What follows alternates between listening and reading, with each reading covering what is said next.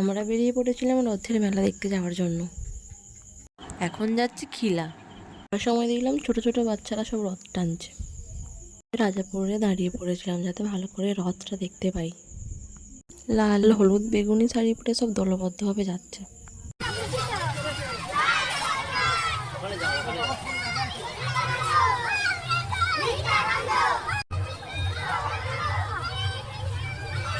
আমরাও সবাইয়ের সাথে জগন্নাথ দেবের নাম করতে করতে জগন্নাথ দেবের জন্য অপেক্ষা করছিলাম। হঠাৎ করে একজন এসে প্রসাদ দিয়ে গেল। দেখলাম ওনার সাথে কথা বলছে। জিজ্ঞাসা করার পর বললো ওনাকে নাকি চেনে, তাই ওনার সাথে কথা বলছিল। পরে দেখলাম কৃষ্ণ সখীরা সবাই আসছে একসাথে। একটু কাছে আসার পর দেখতে পেলাম কৃষ্ণ রাধাকে। সবাইকে একসাথে সুন্দর দেখতে লাগছিল। অত সুন্দর লাগে না দেখতে কৃষ্ণ আর রাধাকে একসাথে। আমি তো মুগ্ধ হয়ে কৃষ্ণ রাধার দিকেই তাকিয়েছিলাম। যতক্ষণ দেখতে পাচ্ছিলাম ততক্ষণ তো ওদিকেই তাকিয়েছিলাম।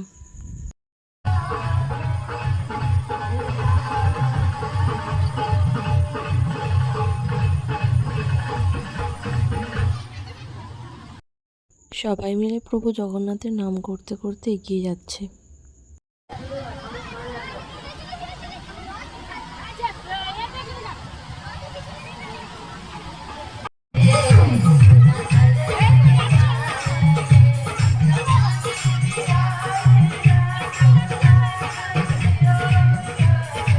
প্রায় আধ ঘন্টা অপেক্ষা করার পর দেখলাম রথটা আসছে। অনেকক্ষণ ধরে অপেক্ষা করছি রথে দড়ি টানার জন্য, তাই ঝটপট ভিডিও ক্লিপটা নিয়ে চলে গেলাম রথের সামনে দড়ি ধরার জন্য।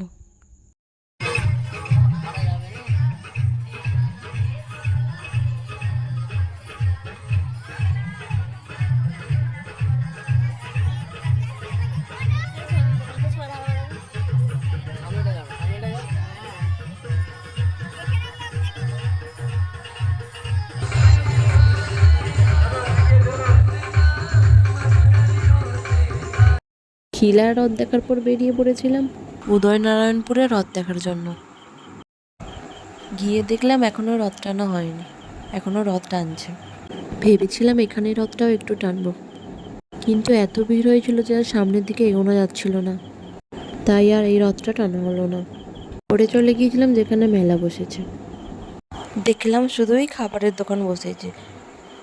প্রথমেই চোখ পড়লো এগরোল চাউমিন দোকানটায়। ওই দিকটায় দেখলাম ফুচকা বসেছে অনেকগুলো পরপর। এইদিকে আবার পকোড়া ভাজা হচ্ছিল। মেলায় যাবো আর ঘুগনি খাবো না সেটা কখনো হয়? আমার তো ঘুগনি খুব পছন্দ, মেলার ঘুগনি। কার কার পছন্দ কমেন্ট করে জানিয়ে। চলো তাহলে ভিডিওটা এখানেই শেষ করে দেখা হচ্ছে একটা পরের ভিডিওতে।